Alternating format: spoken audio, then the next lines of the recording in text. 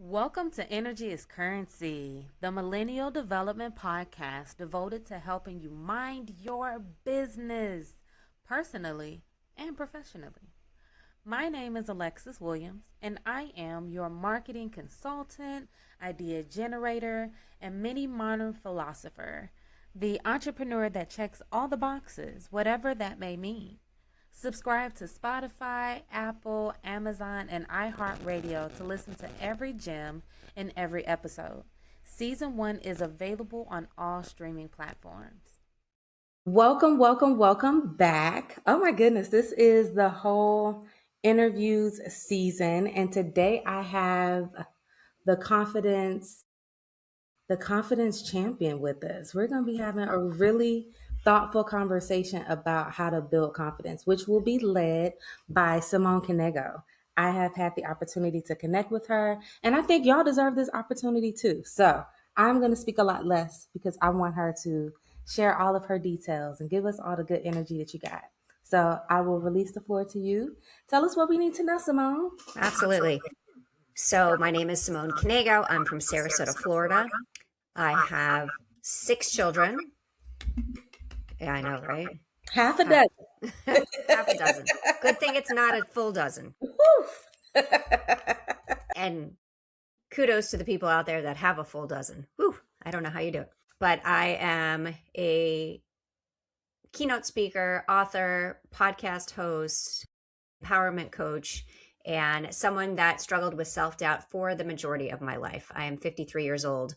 When I was 42, I had a very life-changing moment where I was asked to do something completely out of my comfort zone, and I said yes. And that moment was to climb Mount Kilimanjaro. Ooh. I am not a climber. I live in Florida at sea level. I have 16 stairs in my house. I mean, that's about as good as it gets from my cardio these days. Okay. So that was a big change. Tell us, let's spend some time there. How did you end up? How did this start? What kind of conversation were you having where it segued to you being on Mount Kilimanjaro? How did that happen? So a friend of ours had actually climbed it the year before, and he was raising funds for the Livestrong Foundation. Mm-hmm. And they were putting together a team the following year. And so he called my husband and said, "Are you interested?" And of course, the way I tell the story is my husband counted to 3 and said, "No, thank you. Call Simone," which is really how it happened. But he's like, "That's not how it happened." I was like, "Yes, it is." If But you're the narrator, that's how it happened. yeah, it's my story. It's my story. But and so his friend called me and I said yes. And I have people saying, "Why would you say yes to that?" You know, a couple of things.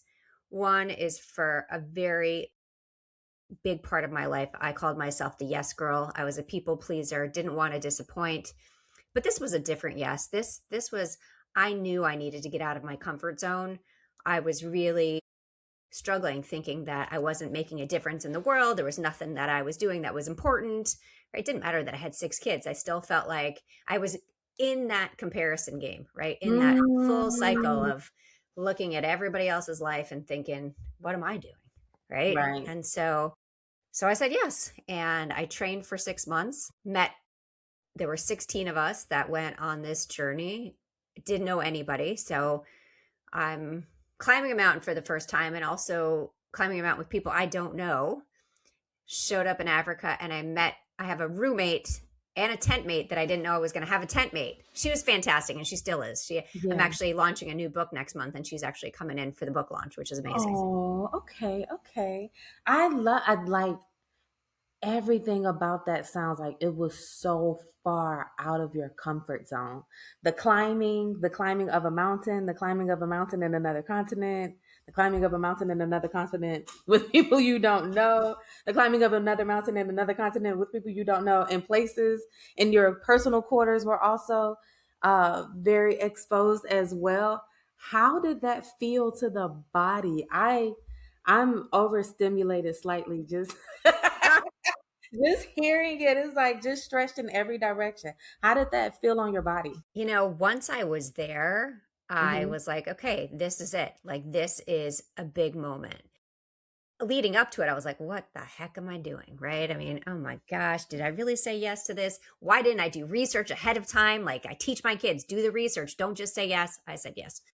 So, but honestly, it was such a life-changing experience for me. So it was one of the first times that I realized like how important it is to get completely out of your comfort zone. Like big changes happen when you get uncomfortable, right? I mean, trust Mm. me, I love sitting on the couch and doing my nothing, but that doesn't change anything in my life. It So, doesn't. It does regulate the nervous system sometimes, but to your point, it doesn't change your trajectory. Sheesh. yeah. Okay, so you climbed up. Okay, so what did it feel like at the top? Because the top isn't the end of the experience. That's the halfway point. How was You, that? you still got to get back down again. Yeah. So, Right. and the down was okay. So at the top, so 19,341 feet. Again, I live at sea level. So 19,000, well, my house is 10 feet above sea level, right? So 19,331 feet higher than I'm used to. Okay. You know, it felt amazing. Like it was so cool to have this team that I didn't know before I got there, like really gel and mesh and come together and be so supportive. Like when someone was struggling, they would help, we would all help. And, vice versa. When, if I was struggling, the other people would help. So it was really a powerful moment to get up there and everybody made it, which was also amazing. And it was one of those moments where I said, why am I worried about what anybody else is thinking? Why am I worried about what anybody else is doing? Like, I'm cool just as I am. So, and it was one of the biggest things that I came away with and that I talk about all the time is that what I realized is that, I was so focused on the changes that I need to make to myself. Like I need to fit in here. So I need to do this, or I need the bigger car. I need the bigger bank account, whatever it was. And my big realization was that we don't need to change who we are. We need to change the way we see ourselves because we Ooh. all bring so much value to this world, but we don't give ourselves credit for it. So let's spend some time with that. That was so powerful. We don't need to change you said we don't need to change who we are. We need to change how we perceive ourselves, Or how we see ourselves. how So, we yeah. see ourselves. Yeah. What does that mean for you? Well, I mean, again, when I'm looking in the mirror, I always look for the things that I don't like, right? I mean, that's step one Mm, is just how we actually look at ourselves in the mirror, but also how we look at ourselves in the world. Like, what difference are we making? Okay, first of all, if I take a step back, I was a stay-at-home mom at that point in time with 6 kids at home.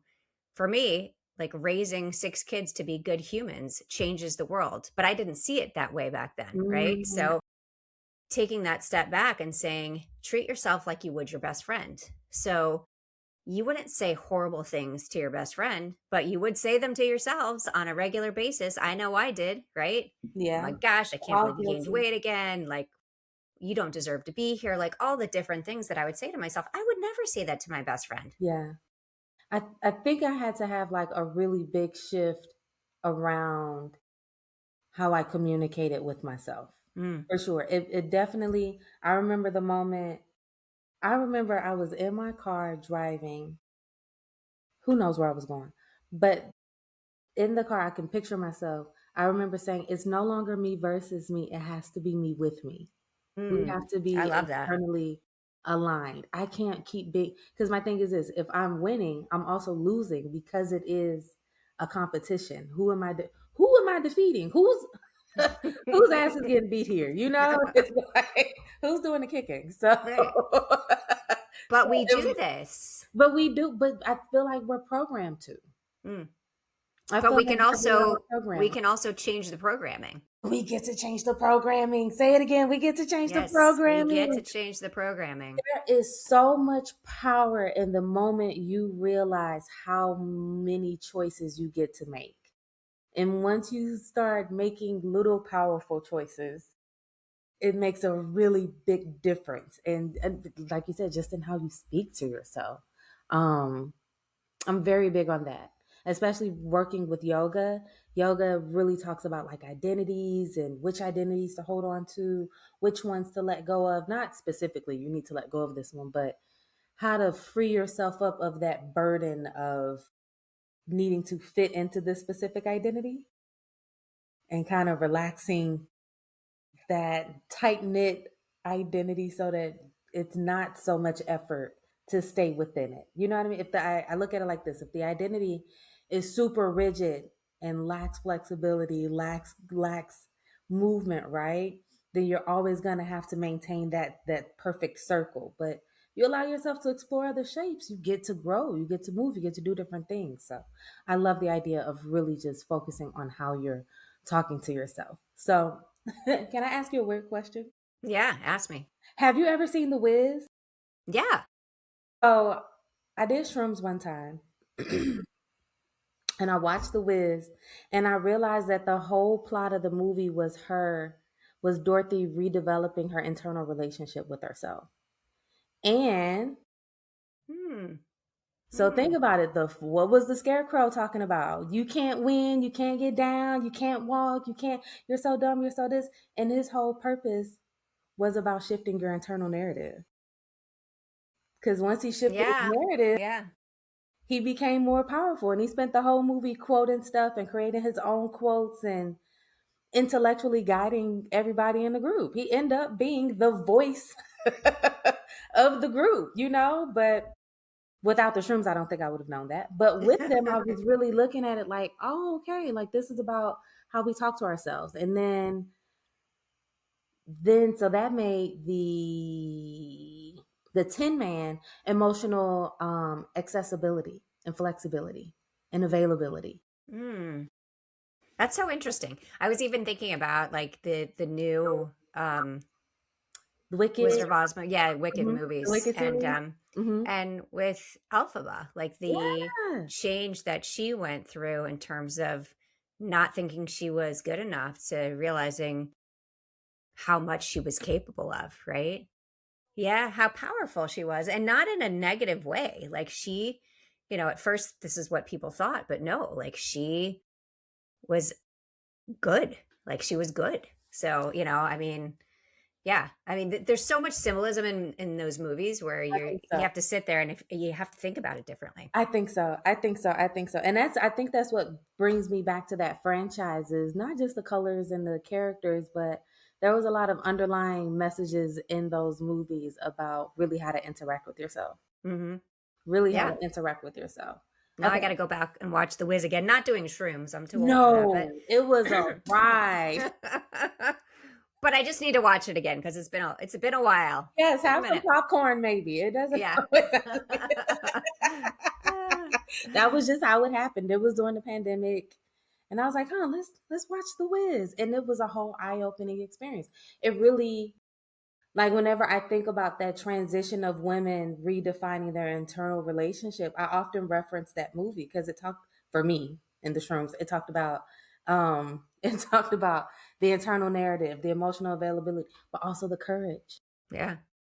Yeah. That was Do what the the things you whole think you can't. I mean, do the that's things like, you climb Mount Kilimanjaro for goodness yeah. sakes, you know? I mean, your own version of it, right? I Right. mean, it doesn't have to be a mountain. It's It like, doesn't.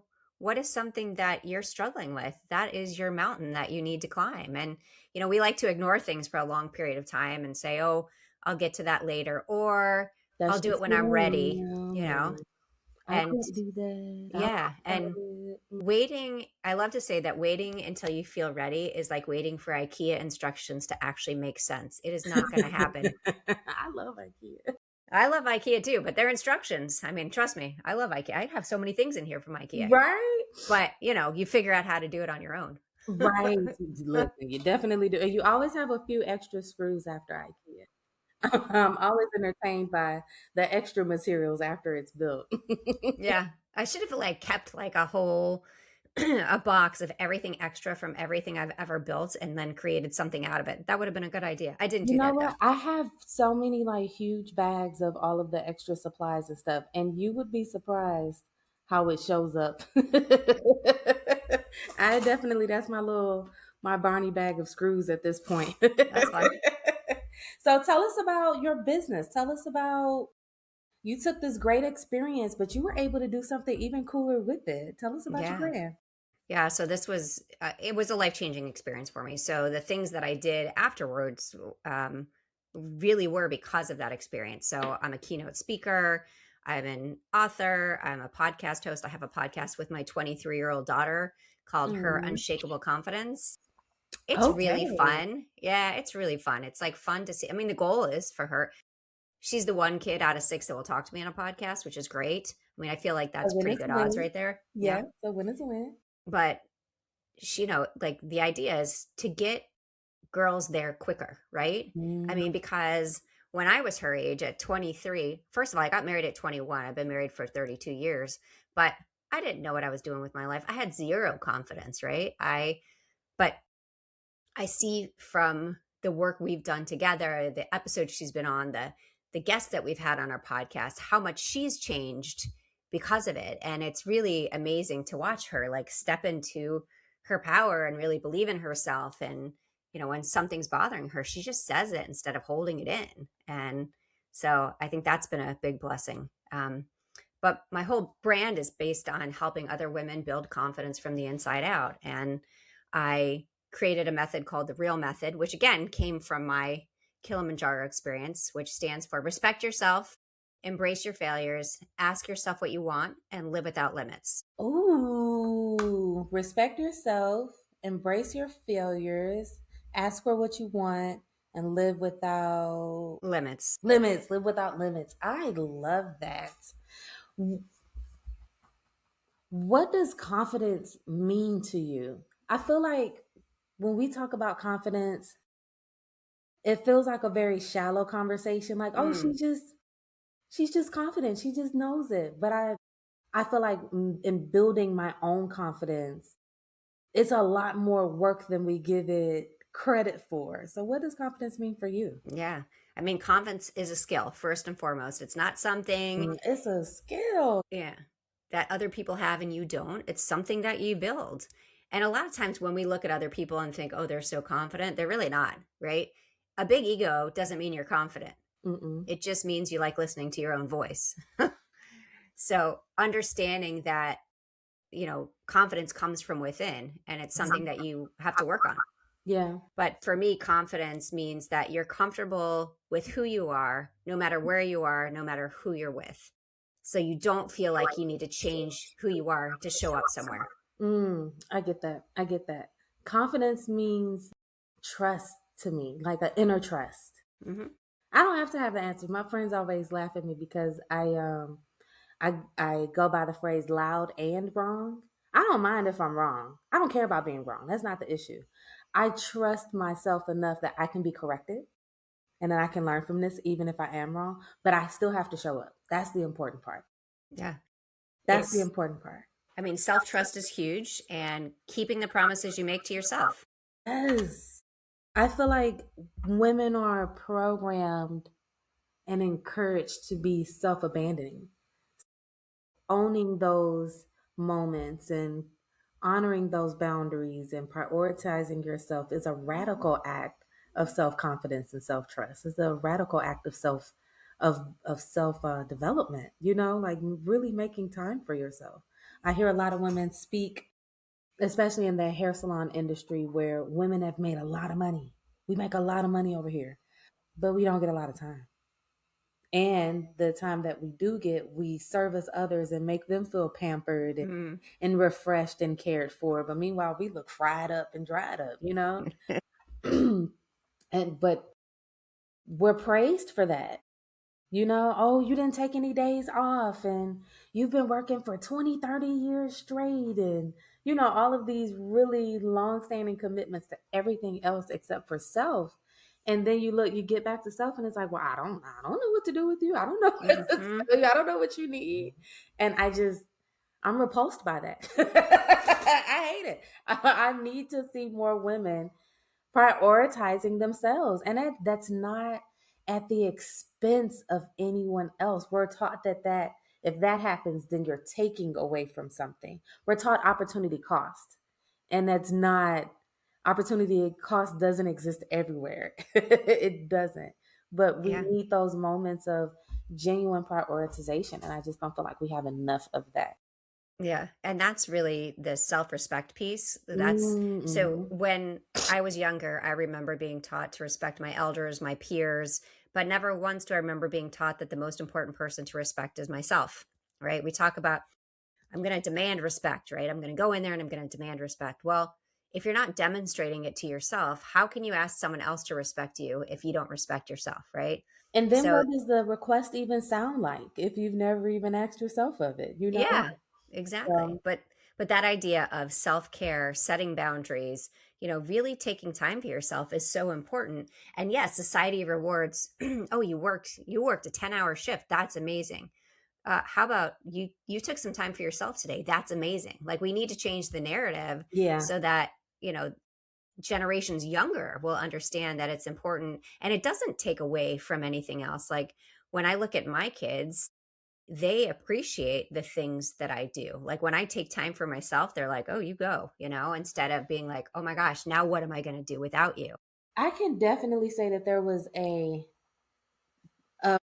I don't know when it happened, maybe around the pandemic, maybe it was a little COVID inspired, but there was a definitive, I feel like there was an unceremonious closing of hustle culture. But Mm, one day we all just kind of said, mhm. and we really we've started shifting towards a more balanced approach. Maybe it was work life balance. Maybe that phrase started inspiring people. But like, I remember being in my 20s and feeling like I need to hustle. I need to work. I need to be ambitious. If I'm not ambitious, I'm not going to have it, and I could sit here and tell you thousands of hours on the highways trying to get from city to city and making it happen in the middle of the night and, things like that. And I'm just like, ooh, I remember trying to go to the airport. Have you ever tried to go to Atlanta's airport in 45 minutes? You might Well, as well, it's brutal. No. you might as well give yourself a heart attack. It has the same heartbeat rhythm to it. And now I'm in my 30s and I'm like, oh, I need 3 hours. Yeah.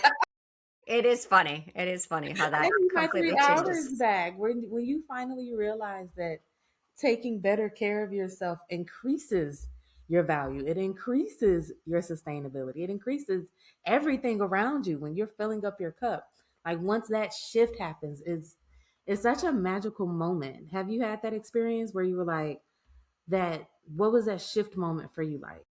Yeah, I mean, definitely. With 6 kids, I could lose my mind at any moment, right? I mean, they're grown Touche. now. My youngest, I'm almost an empty nester. She's a senior in high school, so You she'll did a great yes. job. You Oh, got woo, all six through school. I Good know. job. Very Yes. good job. Thank you. But, I had to take time for myself because if I didn't, I was not a nice mom, right? It's the understanding about refilling your cup, and it's the same when you're with your coworkers, the same kind of situation, like, when you don't take time to focus on yourself, even for a bit. I say 15 minutes a day. You need at least 15 minutes a day. I have people say to me, "Well, what if I don't have 15 minutes?" I was like, "Tell me how long you just scrolled on your phone for. You have 15 minutes." You have 15 minutes. Do you Yes. want to devote? Are you devoted to giving your? And I don't even like the word discipline anymore. I choose the word devoted because it Mm, has like a worship, reverence energy to it. Are you devoted to giving yourself 15 minutes? yeah. That's I a mean, just bigger like question. yourself, nobody else, like not doing anything for anybody else but yourself for 15 minutes. It's not a big ask, but It's a lot not. of people say they can't do it. But you know what? I get more frustrated when I see people in a constant state of complaint or a constant state of exhaustion and they make statements like that. And it's like, but Hmm. baby, I kind of need it. Yeah. And even in my own life, I, as a hairstylist, working with so many people on a regular basis where I'm constantly giving, I had to acknowledge my own attitude. You have to have a second where you pull back and have an honest conversation by saying, you had an attitude because you were hungry. Hmm. You had an attitude because you didn't go to sleep. You didn't honor your bedtime. You had an attitude because you didn't want to do this and you self abandoned and said yes and did it anyway. Hmm. So that level of accountability helps to create that confidence too. Cause it's like, if you feel no, you're going to be happier when you say no sometimes. You're going to be happier when you honor yourself a little bit more sometimes. And I think that's important. It's so true. I mean, saying no. and not feeling guilty about it opens the door for the yeses that you really want. I completely stand behind that statement. I genuinely do. I grew up as a person who hated to hear no. My mom made sure we were very disciplined and that we had a good life, right? And that included a lot of no that I didn't want to hear. Mm-hmm. So as a young teenager, I was like, I hate no, I hate no. But when I hit burnout because I wasn't using it enough, that's when I was like, that's why I need this for self preservation. Got it. Mm-hmm. But it helped me build a deeper sense of trust with myself as well. Because whenever I'm saying no to someone else, I'm saying yes to myself. Absolutely. I was in the grocery store this weekend and I'm like a hardcore meal prepper. So I'm only going to go to the grocery store on Sunday. It's only going to happen that day. And the huge cart, the lady in front of me had a huge cart. Someone walked up behind me and was like, well, can I jump ahead of you? I only have 2, 3 things. And I looked at the person's cart in front of me who had eaten up the conveyor belt. I looked at my cart who was going to eat up the conveyor belt. And I told the lady, because there are 16 other self checkouts that can honor your needs. You don't always need my kindness or my generosity to complete a task. And I don't want to always that be the first solution. Let's just take from Lexi. Let's just go get Yeah. some of her energy. Let's just get it from her. No, honey, I'm going to help you understand the benefits of a self checkout today. It's beautiful. Yes, I agree. Yeah, it's interesting how so many people don't understand the value of saying no because they feel guilty. They're like, oh my gosh, if I say no to this, I'll never be invited back again. Or if I say no to this, then they're not going to be my friend. Or if I say no to this, then I'm going to look bad. Yes, it's all about Who's perception. who's thinking about you? But you know what? We have been programmed for niceness, and niceness inadvertently promotes self abandonment. Yeah, I mean, I think that you can be nice Yes. and still, stand up for yourself, I right? don't consider myself a nice person at all. I don't feel like that's a big enough word for me. I'm kind and I'm generous, but I don't force it if it's not Yeah. authentic. Well, and it all should be authentic. I mean, again, like my favorite word is real. Like be real, Be right? real, yeah. What's really happening here? Yeah. And it's just taking it out of the forced energy of things. Yes, yes, yes, yes. Taking it out of the forced energy.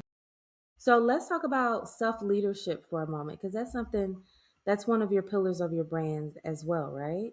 Yeah. So I love to call it kitchen table leadership. Yes, kitchen table leadership. It sounds So, yummy. so we've been sold this very narrow view of what leadership is, right? It's the boardroom, it's the title, it's the corner office. Okay, but leadership is what you do every day. It's the behind the scenes, it's the messy moments. But the problem is nobody's ever called it leadership, so we don't think about it like that. Hey, I love that. So imagine if you walk into a room thinking you are a leader instead of waiting for someone else to tell you that you're a leader. How differently you would approach that room. I love that. And I love that you framed it for the little things. Because if we consider picking up the trash leadership or pushing chairs back in or holding doors as leadership with such a coveted phrase of being a leader, it would make us more prone to those types of behaviors. I love that. We're flipping things. I love Yeah. It's it's the a things far we do more every connected day. relationship. It's a far more connected relationship. Yeah. I love that. But, again, we have to say it to ourselves the way we talk to ourselves. My husband and I were on vacation in Arizona and we were sitting around the pool and we started talking to this couple, very nice couple. And, of course, what do you do? What do you do? And so I was, I started talking about leadership. And I said, so when you hear the word leader, what do you think? And he goes, not me. And I said, oh, let's Mm. reframe that. Yes. He And walked right into your spider web, didn't I he? know, right? It was very good. And he was like, that's actually really interesting. I've never thought about it like that before because I really think about that the people that are in charge of me are the leaders. And I was like, tell me all the things you do every day. And he went through the list. I said, that's all leadership. Every Mm. choice you make is a leadership decision, right? if you didn't do this, what would happen? Well, that wouldn't work. Okay, well, that's a leadership decision. But we need to tell ourselves that the decisions we make are leadership decisions, because they are. Even talking about being, and the reason I call it kitchen table leadership is because with having 6 kids, so many decisions that we've made about our family, our life, work decisions have happened around the kitchen table. But Mm, again, nobody's called it leadership. I call it leadership. It's leadership. The choices we make every day, that those are leadership decisions. I love that. And I feel like that's so necessary in entrepreneurship because the sales scheme is that you're the boss now. Mm-hmm. So owning the business makes you the boss. Having the paperwork makes you the boss. The bank account is the money that makes you the boss, right? But for one, most businesses are solopreneur businesses where you don't really have staff. So you're much more of an employee that you think you are. Ah, But very true. more people need to embrace that. We need to embrace the employment side of the entrepreneurship because we love to walk around. I love to tell people I'm a CEO. I will tell a tree if it asks, But my what keeps my business going is my day-to-day behavior, Mm, yeah. is my operations. It's not my overall strategy and my my higher level thinking, my big multi-level thinking, which is important. But how do we reach those goals and those strategies and those achievements without the everyday behavior? So I think for entrepreneurship, that level of reframing is absolutely necessary. We have to find leadership in every step. Hmm. Yeah, I love that. I love that. I love that. What advice would you give to an entrepreneur mom? How would you help guide her through this? What would you share? Yeah. So I base everything that I do really on my real method, and really starting with that understand, because a lot of entrepreneurs who are moms feel guilty all of the time, right? You're Mm, either not doing enough for your business, or you're not doing enough for your family. First of all, you got to drop the guilt, right? Your kids are going to be fine, right? If you yeah. spend the time you need to spend with them, you don't need to do every single thing for them. That's a big thing I learned. Oof, I did way too much for my kids, right? And now they're doing it on their own. It's fine. But I felt like obligated. Oh, I have to do this. I have to do that. It Indebted. makes me a good mom if I do this. No, that's not true. Yeah. They're resilient creatures, right? I mean, Yeah. they need the love. That's what they need. But Yes. they also need to learn the independence piece so that they can do all the things. So, I think it's great for our kids to see us do other things. Now, if you're a stay at home mom, that's great too. I mean, whatever works for you. But for me, it was always great for my kids to see me do things. I mean, when I climbed Mhm. Kilimanjaro, I had people say, "Don't you think it's really selfish to leave your family for 2 weeks to go climb a mountain?" uh, Self care. You used your body as a vessel for 6 other people and you can't get 2 weeks off. Yeah. I Yeah. would have So, bit that person that said that. That was just been my natural instinct, just to bite her. yeah.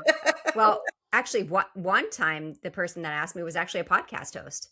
And I Really? said, yeah, like I had people ask me in person too, but Mhm. I was like, no, it's never selfish to do things for yourself. And what a great example for my kids to see that if you set a goal and put in the work, you can do it, you Yes. know? So So yeah, I mean, for, going back to entrepreneur moms, it's really about understanding that you don't need to feel guilty. yeah. And if you're spending your whole life feeling guilty that you're not doing enough here or there, for me, there's no such thing as balance. There's I don't believe in prioritization. balance either. I agree. Yeah, I agree. I believe in presence. You're wherever you are is whatever you can do. That's it. exactly. Wherever you are. That's it. So we need to stop making ourselves feeling guilty about things. Yeah. And you know what? The next generation needs to see. The home environment is the most organic institution that they're ever going to participate in, and quite possibly the most informative, the most filling. Especially raising, from childhood to adulthood. That's at least 20 years within one institution, right? Yep. They need to see you be other people. Like they need to see parents be things other than parents because I feel like that makes for really really underdeveloped adult, especially when they go into other relationships and they're with their partner and they're like, well, all my mom did was cook and clean. Why aren't you doing that? So it doesn't allow them to even understand other people around them unless they get to see people living fully. So I'm really grateful that you were able to give your children that. I would not be a business owner or travel the way that I do or take Uno so seriously had it not been for my mom. Like I saw her become an entrepreneur when I was a teenager, and I was like, oh, so this is how it started. Mm.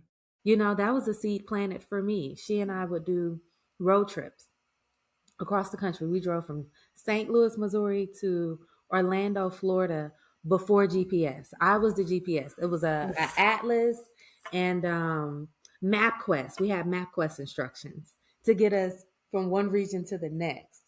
But to this day, I can drive long distances because I saw her do it. So that exposure, it helps build confidence, it helps build trust, it helps create fathomable experiences. Sometimes things are so outside of our context and environment and experience that we can't even, how do you even get that in your mind? How does the brain even approach that? So I love that you showed them such a daring experience because you gave them such a high bar to work with. Now they'll be chasing mountains, and managing their own summits because they know how doable it is. Yeah. So I And think, also the reinvention piece, because, I ooh, didn't start my working life like this. I mean, I went to school for accounting. I was a CPA by education. I did not like anything about it.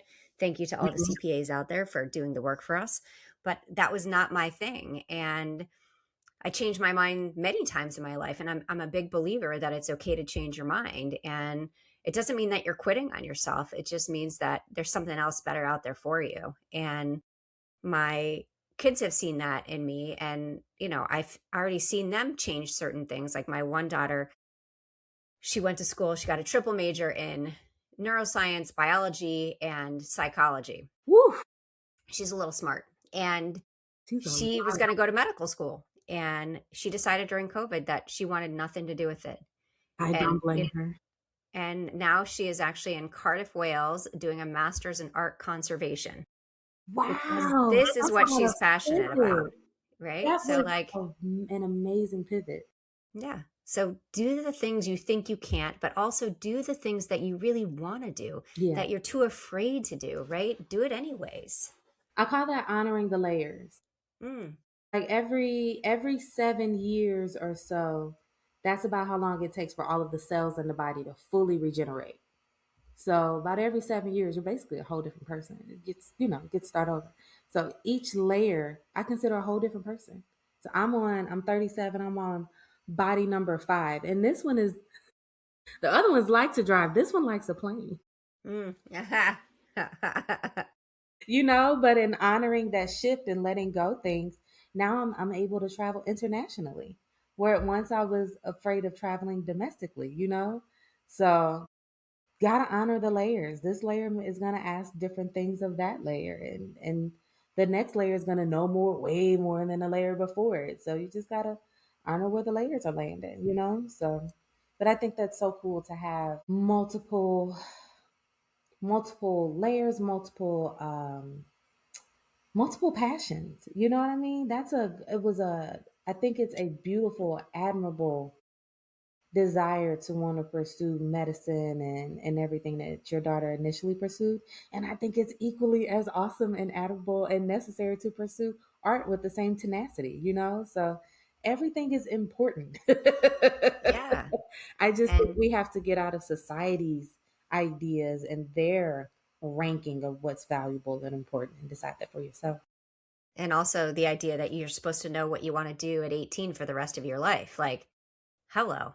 Right? I didn't even know what kind of ice cream I liked back then, right? Forget like knowing what I wanted to do with my life. Right? So, we're really too hard on that generation. And then when you have it in your head that you have to choose this now and you're a failure if you change your mind later, that's so not true. That is so not true.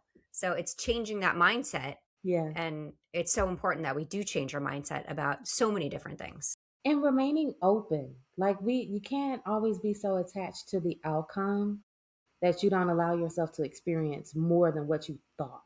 I love my Mm-hmm. grandfather. He always says you can fill a shot glass with what you know. That's it. Just a little cute little Mm. vodka shot glass. That's all we actually know, you know, but but there's so much more to experience and learn and absorb after that knowing, you know, and I think it's I look at my lifestyle and it's like in 2005 there were no social media influencers because there was no social media. Half of the jobs that you'll be qualified for don't even exist yet. So interesting when you think about it, right? And it's just like all you can do is keep living.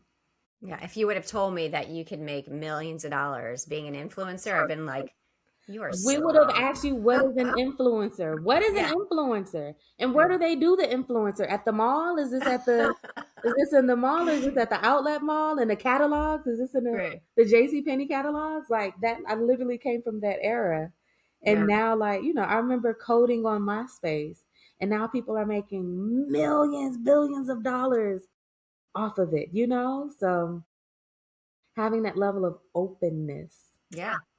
And I think that relates back to confidence as well. You're confident enough to be okay not knowing. You don't Mm-hmm. have to know. I'll figure it out. I love a good I love to use the phrase, "Oh, this is just a seed planted." Like I don't know where this is going to happen with Yeah. it, but it's my I love job to that. plant the seed and whatever comes from it, I'll handle it.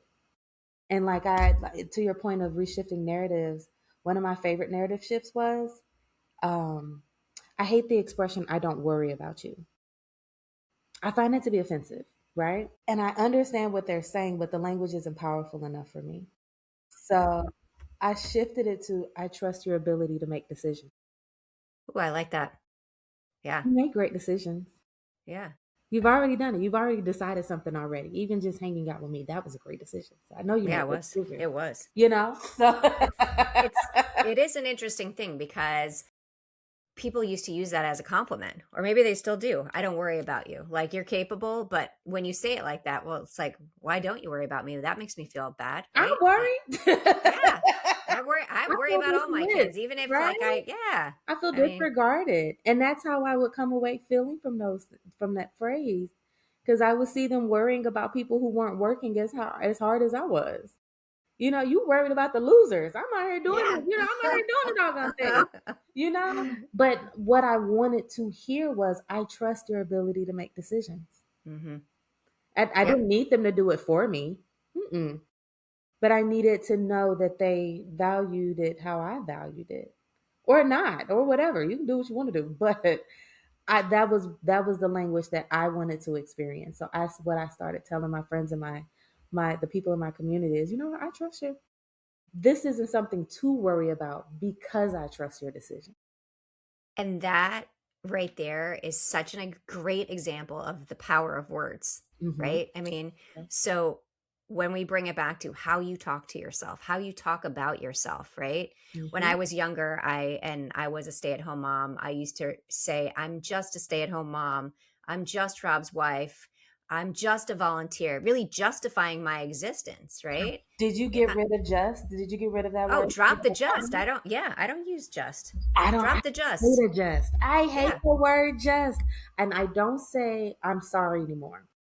I will absolutely apologize. I will definitely correct my behavior and maintain our relationship, but under no circumstances do I identify as sorry. Do you say I apologize? How do you Absolutely. say it? Yeah. I'll say Yeah. my bad. I'll say I apologize. I say I hate that my behavior created this experience. Oh, well, now I'm gonna give you some words. Yeah. I'm We're sorry gonna is a have a horrible statement too, right? Because it's saying like I'm pitiful, right? I'm it's sorry. it's Yeah. Yeah. anything after you put after the words I am are an identity phrase. Mm-hmm. Yeah. I'm not gonna be associated with pity or sorrow because that's just Yeah. not who I am as an identity. Now, is my behavior going to be helter skelter? Yes, and I can fix that. So let me Mm-hmm. apologize and start correcting my behavior. Because the more time we spend talking, the less time we spend correcting the behavior. And that's really what people want to experience anyway, you know? Yeah. So I Yeah. That's great. those are big phrases. I don't say just anymore, and I don't say I'm sorry anymore, and I don't say I don't worry about you. Those are three that I've eliminated from my vocabulary. Yeah, I don't say just. I don't say can't, Hmm. because can't means won't. It means you won't even try, right? It means incapable. Right. And Of it's course not I'm true. capable. Yeah, of course Like, I can. say you I don't don't want want to do it. to. Exactly. It's not that you can't do it. You don't want to do it. Those are two different things. Yeah, That brings the power back to you when you say you don't yeah. want to do it. Oh, she knows what she wants. There you go. And people trust you. People trust the person who says no. They do. There's a They're lot like, more. "Oh, I wish I could say no like she does." It's so funny. I notice my sisters will delegate no's to me when we're together. We were at a concert and someone else was trying to jump me in line, and they asked my sister first. And my sister said, "Well, ask my sister." And I looked, I was like, and mind you, we're at a concert, so there's no emergencies. We were in the line to get alcohol.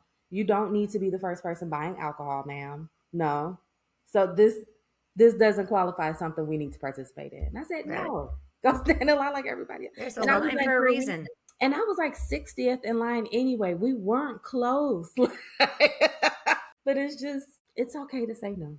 It Yeah. does so much It's more important for to you. say no, and it is empowering too, Yeah, it you is. know? It's freeing. I love when I'm faced with an obligation and I'm like, I don't want to do this. Let me be honest and not do this. And that way I can do what I do want to do, you know? Yeah. It helps. It frees it up. Ask yourself what you want, you Yeah. know? And I also have adopted the habit of asking, how do I benefit from this before I say yes? And that may not be an out loud question. Sometimes it is. Sometimes I'm asking, yeah, what do I get out of this? But even within myself, before I feel compelled to just dive right in it, wait, is this something that is going to fill up my cup? You know, does it make me happy to do stuff like this? Is it within my resource, my willpower, my capabilities, my energy? You know, can I really do this? Is this going to yield something for me? Because everything can't be just come and take. Because again, then we get back to that self-sacrificial, that self-sabotage when we start doing that again. So, and nope, I have to ask, how does this benefit me? Yeah, it's interesting. My mom was never like that. My mom was she was kind of like the martyr. I mean, she's 86, she's amazing. Yes. But it was always the poor me, you know? And I'm like, just say no. You don't want to do it, say no. And that's Easier. perfect. Easier than it sounds sometimes. And at 86, there's been a lot of beautiful, it's been such a beautiful journey of programming. You know what I mean? It's really something you got to get in as quickly as possible and undo it, you know? Hmm. So I love that you have your mom's experience and you have your children's experience. Like, I love that you're Yes. able to see those moments in time, in real time. I think that's so cool. So, how do we learn more about your brand? How can we listen to your podcast? How can we stay connected with you, Simone? Absolutely. So my website is my name, SimoneKnego.com, which is SimoneKnego. I really thought people would learn how to spell Simone after Simone Biles, but no, I still get my Starbucks cup wrong. Like, I'm like, We really? struggle Come with on. Simon. We struggle with Yeah. Simon. We do. Yeah. I get all kinds of weird. I got to get all kinds of weird spellings. Not even Simon. It's things I don't even know. Um, Imagine being Alexis with the Lexus car out and the Amazon Alexa thing out at the same time. I fall in that valley of confusion. yes, I hear you. I hear you. Okay, but my Yeah. apologies. Okay. You got to No, follow your I website. I brought it. Uh, the podcast is called Her Unshakable Confidence. You can find that anywhere you listen to podcasts. Mhm. I have a new book coming out. I don't know when this episode is going to air, but this is my new book, Real Confidence: A Simple Guide to Go from Unsure to Unshakable. Comes out Mhm. February 17th, 2026. It is all about my real method, lots of very vulnerable stories, and really how to implement lots of exercises, and really how to put this in motion so that you can start building confidence today. How can we get this book in February? Yeah, Amazon. Okay, You great. can go to if you want the pre-order bonuses, you can go to my book website, which is called realconfidencebook.com. Realconfidencebook.com. Okay. Yes. Awesome, awesome, awesome. And are you on social media? Can we connect Yep. on I think I'm still the only Simone Knego in the world. So if you search me, you will find me. The Okay. benefit of having Simone as a first name and marrying a guy from Croatia who, nobody in Croatia is named Simone until they decide to name their baby after me, then And there'll be competition. keep living. It's Yeah. only a matter of time. This You has never been know. such a beautiful conversation. I feel like women everywhere need a moment just to hear about how to integrate confidence into their life. So I'm really, really grateful that you spent some time with me, giving us a chat about how you have mastered confidence and have been able to duplicate it for us. So I'm super, super, super grateful to have this opportunity to chat with you. I really am. And if you want to check out Thank you. this episode and all the other episodes of Energy is Currency, we are everywhere you podcast. So Spotify, Apple, Amazon, iHeartRadio, all of the big ones, we're available. And if you want to learn more about business management, visit blushbizonline.com. And that way you can connect with me directly. But this has been so amazing. My heart is so full. Thank you, Simone. Thank you for having me here. Yes, ma'am. And that is it. That is energy is currency. Don't forget your energy is your currency. Use it well. I'll see y'all next time.